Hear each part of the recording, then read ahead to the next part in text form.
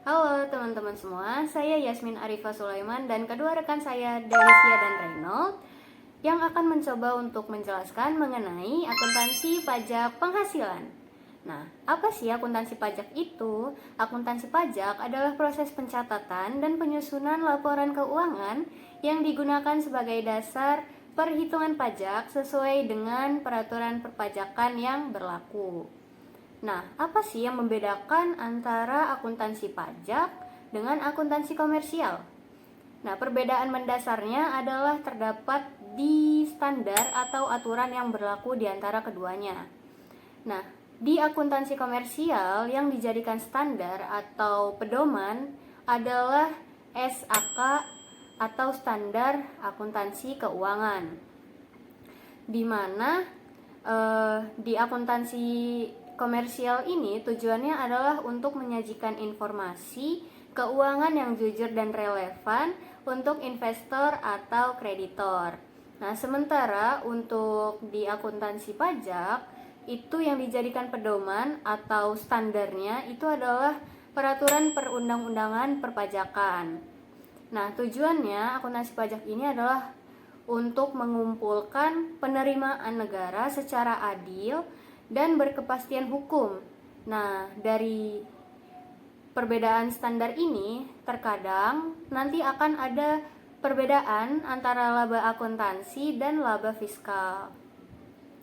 Nah, kalau misalkan perusahaan melaporkan untung besar nih ke investor, tapi melaporkan rugi atau untungnya cuma sedikit nih ke kantor pajak. Nah, itu perusahaannya bisa dibilang melakukan kecurangan atau tidak? Jawabannya adalah tidak selalu. Kenapa? Karena perbedaan antara laba yang dihasilkan untuk investor dan laba yang dihasilkan untuk kantor pajak itu berbeda karena ada perbedaan standar tadi. Nah, perbedaan tersebut itu secara hukum sah. Nah, nanti akuntansi pajak ini datang untuk menjembatani hal ini, yang dimana nanti akan ada yang disebut dengan pajak tangguhan. Nah, tujuan dari akuntansi pajak ini apa? Tujuannya adalah untuk menentuin besar pajak terutang dari perusahaan, terus membantu perusahaan untuk menghindari kesalahan perhitungan pajak. PSAK 46 mengenai pajak penghasilan. Pengakuan pajak penghasilan itu dilakukan berdasarkan keuntungan yang didapatkan perusahaan dalam satu periode akuntansi. Nah, dalam akuntansi pajak ini, pengakuan pajak penghasilan itu dibagi menjadi dua kategori. Yang pertama adalah pajak kini, dan yang kedua adalah pajak tangguhan. Yang dimana di dalam pajak tangguhan ini nanti ada juga yang disebut dengan aset pajak tangguhan dan kewajiban pajak tangguhan. Yang dimana nanti untuk poin ini akan dijelaskan oleh Delicia di part berikutnya. Nah, selanjutnya kita move ke laba komersial versus laba fiskal. Nah, laba akuntansi atau laba komersial adalah jumlah keuntungan bersih yang dihitung perusahaan, yang mana keuntungan bersih ini didapat dari seluruh pendapatan perusahaan dikurangi dengan seluruh beban perusahaan. Nah, angka ini nantinya akan mencerminkan realitas ekonomi dan dan kinerja keuangan perusahaan yang sebenarnya untuk dilaporkan kepada pihak eksternal seperti investor, kreditur, pemegang saham, dan lain-lain. Nah, dalam menghitung laba akuntansi ini, semua pendapatan yang sudah terpenuhi dan semua beban yang sudah terjadi itu diakui secara penuh menggunakan asas akrual biasanya, tanpa memedulikan secara perpajakan ini itu boleh atau tidak gitu. Nah, lain hal dengan laba akuntansi atau komersial. Kalau laba fiskal itu adalah jumlah keuntungan yang dihitung berdasarkan ketentuan undang-undang perpajakan yang berlaku di Indonesia. Nah, angka ini itu dicari murni sebagai dasar pengenaan pajak untuk nentuin berapa sih nominal rupiah yang wajib dibayarkan oleh perusahaan ke kas negara. Nah, dalam kacamata fiskal gitu ya, tidak semua pendapatan itu dianggap sebagai objek pajak, dan tidak semua biaya itu bisa dijadikan pengurang laba seperti itu. Maka karena hal tersebut nanti karena adanya perbedaan antara laba komersial dengan laba fiskal ini, maka nanti akan ada yang disebut dengan rekonsiliasi fiskal, yang dimana di rekonsiliasi fiskal ini nantinya akan ada koreksi positif dan koreksi negatif. Nah, lalu kita move ke pembahasan selanjutnya nih, yaitu ada istilah lain lagi yang perlu kita ketahui, yaitu beda waktu dan beda tetap. Apa sih keduanya ini? Jadi beda waktu itu terjadi karena adanya perbedaan waktu pengakuan atas pendapatan atau beban antara akuntansi dan fiskal. Nah, jadi nanti nilainya itu berbeda di tahun ini, tapi totalnya akan sama di masa akhir masa manfaatnya dan akan mengalami pemulihan atau reversal kayak gitu. Contoh untuk lebih memahami mengenai beda waktu ini, teman-teman bisa pahami tabel yang ada di layar. Nah, lalu selanjutnya kita bakal bahas mengenai beda tetap nih. Beda tetap itu terjadi karena aturan pajak itu sama sekali tidak mengakui suatu pendapatan atau beban gitu ya. Jadi perbedaan ini tuh apa ya? Dia tidak akan mengalami reversal gitu. Jadi beda tetap ini secara fiskal itu harus 0 gitu. Yang dimana contohnya ada ini beberapa contoh untuk beda tetap. Teman-teman bisa pause dan pahami lebih lanjut mengenai beda tetap dan beda waktu tadi. Mungkin itu yang bisa aku sampaikan untuk pengantar atau dasar mengenai akuntansi pajak ini. Selanjutnya akan dilanjutkan oleh Delicia. Saya pamit. Halo teman-teman semua, perkenalkan aku Delicia. Pada video kali ini, aku akan membahas mengenai rekonsiliasi fiskal, pajak kini, pajak tangguhan, serta aset dan liabilitas pajak tangguhan. Pertama, aku akan membahas dulu nih mengenai rekonsiliasi fiskal. Sebenarnya apa sih yang dimaksud dengan rekonsiliasi fiskal? Rekonsiliasi fiskal adalah proses penyesuaian laba komersial menjadi laba fiskal. Nah, laba komersial ini merupakan laba yang disusun berdasarkan standar akuntansi atau PSAK. Sedangkan laba fiskal itu disusun berdasarkan aturan perpajakan atau UU pajak penghasilan nih, teman-teman. Nah, kenapa sih penyesuaian ini tuh diperlukan? Karena terdapat perbedaan aturan antara aturan akuntansi dan aturan pajak dalam mengakui penghasilan maupun dalam mengakui biaya. Akibatnya, laba yang dilaporkan perusahaan dalam laporan keuangan itu dapat berbeda nih dengan laba yang digunakan untuk menghitung pajak nantinya. Nah, alur rekonsiliasi fiskal itu dimulai dari pertama laba komersial. Lalu, laba komersial ini dilakukan koreksi fiskal, yaitu koreksi fiskal positif dan koreksi fiskal negatif. Hingga akhirnya akan diperoleh penghasilan kena pajak atau laba fiskal.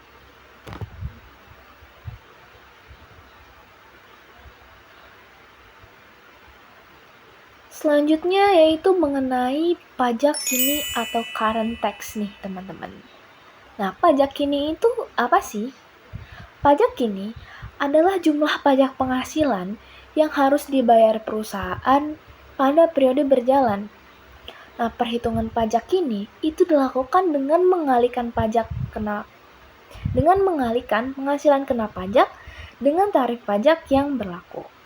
Jadi, dasar perhitungan pajak ini itu adalah laba fiskal, bukan laba komersial.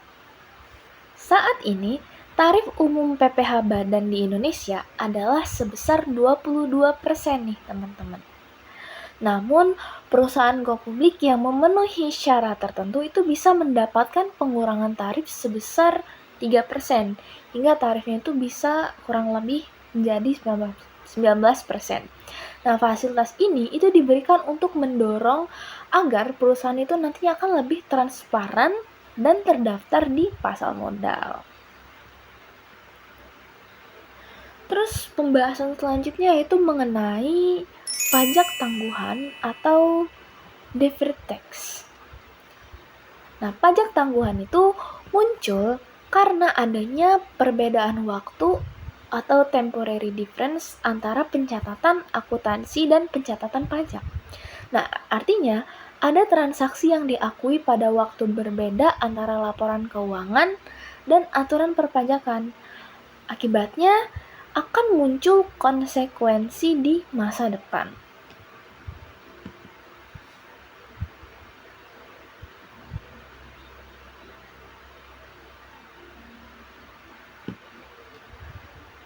Terdapat dua jenis temporary difference nih, teman-teman. Yang pertama ada taxable temporary difference atau perbedaan temporer kena pajak. Nah, perbedaan ini terjadi ketika nilai buku aset menurut akuntansi itu lebih besar dibandingkan dasar pajaknya. Akibatnya, perusahaan itu akan membayar pajak lebih besar di masa depan, dan kondisi ini akan menimbulkan liabilitas pajak tangguhan. Yang kedua adalah deductible temporary difference atau perbedaan temporer yang dapat dikurangkan. Nah, perbedaan ini terjadi ketika nilai buku aset menurut akuntansi itu lebih kecil dibandingkan dasar pajaknya. Akibatnya, perusahaan akan membayar pajak lebih kecil di masa depan, dan kondisi ini akan menimbulkan aset pajak tangguhan. Selanjutnya, aku akan menjelaskan mengenai perbedaan aset dan liabilitas pajak tangguhan. Mungkin mulai dari aset pajak tangguhan dulu. Aset pajak tangguhan itu merupakan manfaat pajak yang akan diterima perusahaan di masa depan. Hal ini tuh terjadi karena perusahaan itu akan membayar pajak lebih besar daripada periode sekarang. Sehingga kelebihannya itu dapat dimanfaatkan di masa mendatang. Lalu aset pajak tangguhan ini biasanya tadi muncul karena adanya deductible temporary difference, rugi fiskal yang bisa dikompensasikan, atau kredit pajak yang belum digunakan. Sedangkan liabilitas pajak tangguhan itu merupakan kewajiban pajak yang akan dibayar di masa depan. Kondisi ini itu terjadi karena perusahaan membayar pajak lebih kecil pada periode sekarang, sehingga nanti kekurangannya itu harus dibayar pada periode berikutnya. Dan liabilitas pajak tangguhan itu biasanya muncul karena taxable temporary difference seperti perbedaan penyusutan aktiva tetap.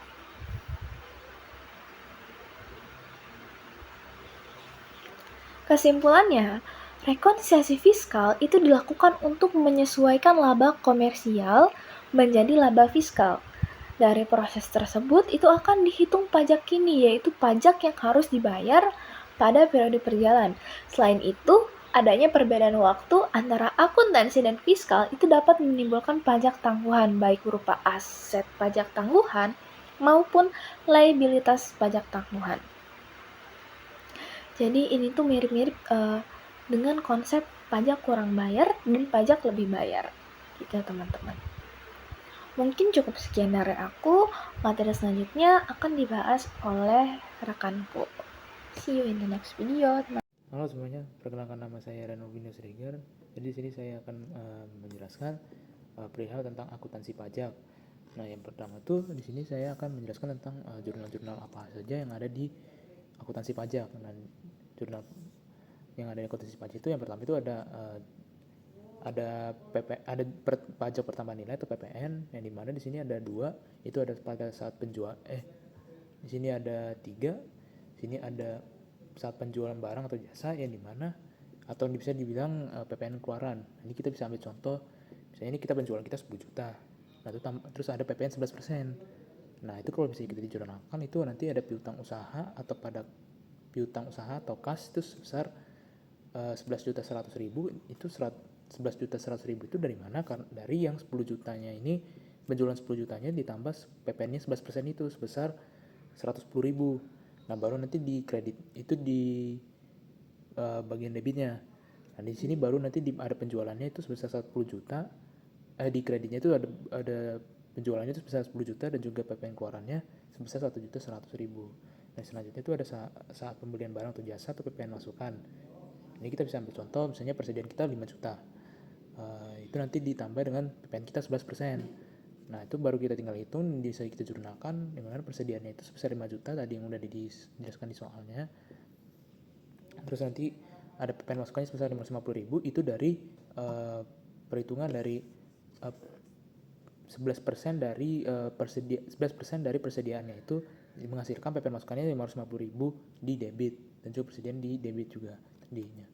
Dan di situ nanti di kreditnya itu ada kas atau utang usaha sebesar 5.550.000. Nah itu nanti selanjutnya itu ada saat menyetor kurang bayar PPN, yang dimana di sini misalnya nih kita ada punya PPN keluaran sebesar 1.100.000, terus tapi ternyata yang masuk kita bayar itu pajak yang masuk itu cuma naik sebesar 550.000. Nah itu kalau misalnya kita jurnalkan tuh nanti merupakan hasilkan PPN keluaran sebesar 1.100.000 di debit, dan di kreditnya itu ada PPN masukan sebesar 550.000, dan kasnya itu di kredit sebesar 550.000. Yang mana yang kas 550.000 ini sebagai PPN yang kurang bayar, PPN kas yang harus dikeluarkan untuk membayar kekurangan pembayaran pajaknya tersebut.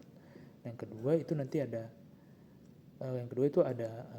jurnal pajak penghasilan, yang dimana atau PPH, yang mana di sini ada yang pertama itu ada PPH 21. Misalnya kita kan PPH 21 ini menjelaskan tentang gaji karyawan. Dan di kita bisa contoh nih, gajinya itu sebesar 8 juta. Nah itu nanti dipotong PPH 21 nya itu sebesar 200.000. Nah itu kalau misalnya kita catat di jurnal, itu nanti beban gaji sebesar 8 juta dan beban gajinya sebesar 8 juta di debit, dan di kreditnya itu ada utang PPH 21 sebesar 200.000. Dan selanjutnya itu ada di kredit itu ada kas atau utang gaji sebesar 7.800.000. Nah selanjutnya itu ada saat setor pajak. Nah itu kalau misalnya cara nanti menyetorkan pajak PPH 21 nya itu bisa dijurnalkan, jadi yang mana utang PPH 21 nya itu di debit sebesar 200.000 dan kas di kredit sebesar 200.000. Nah selanjutnya itu kita masuk ke PPH 23. Nah itu PPH 23 itu membicarakan tentang pajak, biasanya itu tentang jasa, sewa, royalti. Nah itu kita bisa ambil contoh nih, misalnya misalnya kita lagi mau ada jasa konsultan sebesar 5 juta. Nah itu nanti dipotong sama PPH 23 nya itu sebesar 2%. Nah itu PPH 23 itu sebesar 2%. Nah itu nanti masuk di jurnalnya, itu nanti beban jasa di debit sebesar 5 juta, terus nanti di kreditnya itu ada utang PPH 23 sebesar 100.000, dan selanjutnya juga tuh nanti ada kas atau utang usaha sebesar 4.900.000 di kredit. Nah saat setornya itu sama seperti PPH 21 juga, itu nanti utang PPH 23 nya itu di debit sebesar 100.000 dan kasnya juga di kredit sebesar 100.000. Nah selanjutnya itu ada PPH badan atau pajak penghasilan perusahaan. Nah ini misalnya kita punya pajak terutang tuh di akhir tahun itu misalnya 20 juta. Nah itu pas nanti jurnal pengakuannya itu nanti beban pajak penghasilan di debit sebesar 20 juta dan juga di kredit tuh utang PPH badan sebesar 20 juta. Nah, saat pembayaran ini bersama dengan saat setor, yang dimana utang PPh hampir sama dengan PPh 21 dan juga PPh 23, yang dimana utang PPh badannya itu di debit sebesar 20 juta dan juga di kasnya itu di kredit sebesar 20 juta. Nah, selanjutnya itu kita masuk ke jurnal pajak dibayar di muka. Nah, pajak dibayar di muka itu ini sebenarnya lebih ke kaitannya dengan PPh 25. Di mana di sini kan misalnya nih contoh perusahaan itu perusahaan membayar angsuran PPh 25 itu sebesar 2 juta. Nah, itu kalau misalnya kita dijurnalkan, itu nanti ada pajak dibayar di muka di debit sebesar 2 juta dan juga di kreditnya itu ada kas sebesar 2 juta. Nah, selanjutnya itu ada jurnal pajak tangguhan, di mana biasanya itu dipakai tuh jika ada beda temporer antara akuntansi dan juga fiskal. Nah, itu bisa misalnya kita contoh nih, beban penyusutan fiskalnya itu misalnya lebih kecil daripada akuntansi. Nah, itu kalau misalnya kita jurnalkan, beban pajak tangguhannya ini itu nanti di debit dan juga di kredit itu ada liabilitas pajak tangguhan di kredit. Nah, selanjutnya kita akan membahas perihal penyajian dalam laporan keuangannya. Nah, di sini di dalam penyajian dalam laporan keuangan di sini kita masuk ke laporan keuangan ini masuk ke neraca yang pertamanya nih. Nah, itu yang di neraca itu ada pajak dibayar di muka atau aset, yang dimana tuh misalnya itu kalau perusahaan itu telah membayar pajak tetapi belum menjadi beban periode yang berjalan, misalnya kayak PPh pasal 25 atau misalnya pajak lebih bayar. Nah, itu biasanya itu disajikan sebagai aset lancar tuh. Nah, itu yang kedua itu nanti ada utang pajak atau liabilitas, yang mana perusahaan itu masih memiliki kewajiban pajak yang belum dibayar. Contohnya misalnya utang PPh 21, 23, utang PPN, utang PPh badan dan segala macamnya. Nah, itu biasanya itu disajikan dalam bentuk sebagai liabilitas jangka pendek. Nah, selanjutnya itu aset liabilitas pajak tangguhan, yang dimana itu muncul akibat perbedaan temporer antara akuntansi dan komersial dan juga fiskal, tadi yang sudah dijelaskan tentang perihal pajak tangguhan. Nah, dimana itu nanti disajikan sebagai aset tidak lancar, atau bisa dijadiin liabilitas jangka panjang. Nah, selanjutnya itu ada penyajian dalam laporan laba rugi. Nah, untuk penyajian laba rugi ini sebenarnya ini simpel aja karena di sini yang dimana itu enggak contohnya jadi dalam laba sebelum pajaknya itu sama dengan beban pajak penghasilan itu nanti tinggal dihitung, itu nanti dikurang sehingga mendapatkan hasil laba bersihnya, sehingga dapatkan laba bersihnya. Nah, beban pajaknya itu bisa terdiri dari kayak pajak ini, pajak tangguhan dan segala macamnya. Nah, selanjutnya itu ada penyajian pajak dalam laporan arus kas, ya. Dimana nih pembayaran pajaknya itu dicatat sebagai arus kas keluar aktivitas operasi. Nah, di sini misalnya contohnya kita tuh arus kas dari aktivitas operasi ini misalnya kita adanya pembayaran pajak penghasilan. Nah, selanjutnya itu nanti ada penyajian catatan atas laporan keuangan, di mana di situ kan itu nanti akan dijelasin juga tentang jenis pajak yang dimiliki perusahaan, rekonsiliasi fiskal, tarif pajak, pajak tangguhan, dan juga sengketa pajak bila kalau misalnya ada. Seperti itu. Nah, selanjutnya kita masuk ke studi kasusnya. Yang mana di sini ada PT Wijaya memiliki data perpajakan nih tahun 2025, yang dimana itu yang pertama itu ada penjualannya, misalnya yang pertama itu ada penjualan 100 juta dan belum termasuk PPN 11%. Yang kedua itu ada pembelian persediaan sebesar 40 juta dan juga belum termasuk PPN 11%. Yang ketiga itu nanti ada gaji karyawan sebesar 20 juta dengan potongan PPh 21 sebesar 500.000. Ini untuk gaji karyawan. Yang keempat tuh ada pajak penghasilan badan yang masih harus dibayar sebesar 8 juta.